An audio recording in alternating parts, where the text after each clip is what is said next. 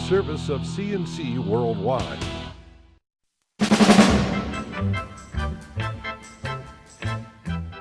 The Daily is a service of CNC News and Jib Jab Greetings. I'm Bud Lowell. The full AccuWeather forecast right across the top of every CNC local news page. Driving south on 390 by the West Henrietta Road exit, you can see the start of a new ramp linking the expressway to the University of Rochester campus. Governor Andrew Cuomo's office says work is about to get underway on that project seriously as part of a $23 million rebuild. It's meant to improve access to the University of Rochester, which is now the region's biggest employer. The work includes two projects. Phase 1, the new ramp already underway between 390 southbound and East River Road.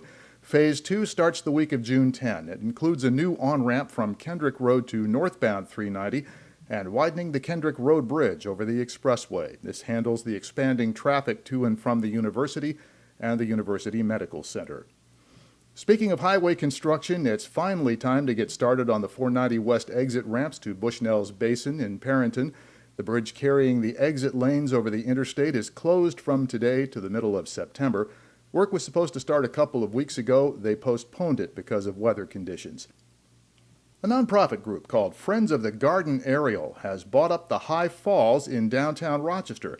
Literally, Garden Aerial is a visionary project to turn the High Falls and the Genesee River Gorge into an urban park.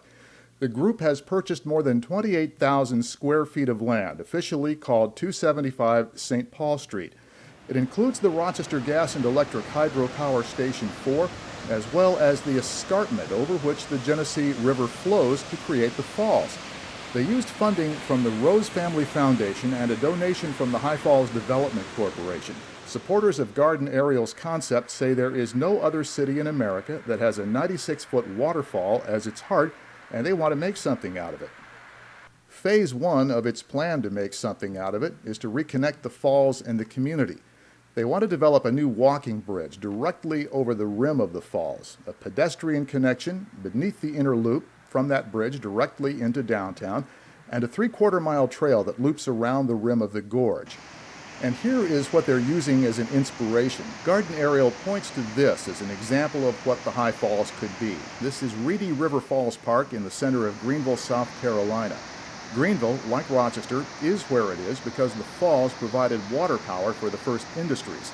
The High Falls still generates electricity for RG&E today. Garden Arterial believes they can generate a significant and historic public space as well. Leaders of business groups and local chambers of commerce from around New York met with Governor Andrew Cuomo in Albany Wednesday to hear Cuomo outline his tax-free NY initiative. The governor wants the business community to partner with the state and with New York's colleges and universities to attract new business startups to their campuses. The governor wants to create tax-free zones at both private campuses and at 20 state university campuses and state-owned sites in upstate New York. Entrepreneurs and startup firms associated with university researchers would need only the approval of a 3-member board, then they could locate in one of these tax-free zones. Governor Cuomo says the point is to keep New York's business innovators from moving out of state once they get established to avoid the Empire State's reputation for high business taxes. We are generating jobs. It's happening. We're birthing jobs. But 75% of the new startup companies leave by the end of the first year. If the tax-free plan passes the legislature, Cuomo says he wants the business leaders to hit the ground running and sell it to everybody they can think of. 7 people were killed Wednesday evening in a horrific traffic accident in Cortland County, south of Syracuse. The Cortland County Sheriff's Office says a tractor-trailer carrying crushed cars was driving south on Route 13, a 2-lane state highway. Somehow the hitch failed. The trailer broke loose from the tractor. It skewed across the center line and crashed into a minivan carrying 8 people. The van was torn to pieces. Only one person survived in the van. That person is at a Syracuse hospital. No identifications have been released or the condition of the survivor so far. The Cortland County Coroner's Office has reportedly said 4 of the dead were young children. All the victims came from 2 local families in the town of Truxton. 2 people in the truck cab were unhurt. A Thursday morning stabbing on Rochester's northwest side is now being investigated as a homicide. The victim is a man in his 50s, stabbed about 4 in the morning in the 700 block of Dewey Avenue. Police who responded to the assault call found him collapsed in a gas station parking lot. They also found a woman who said she had been beaten. The man was taken to Strong Hospital, where he later died.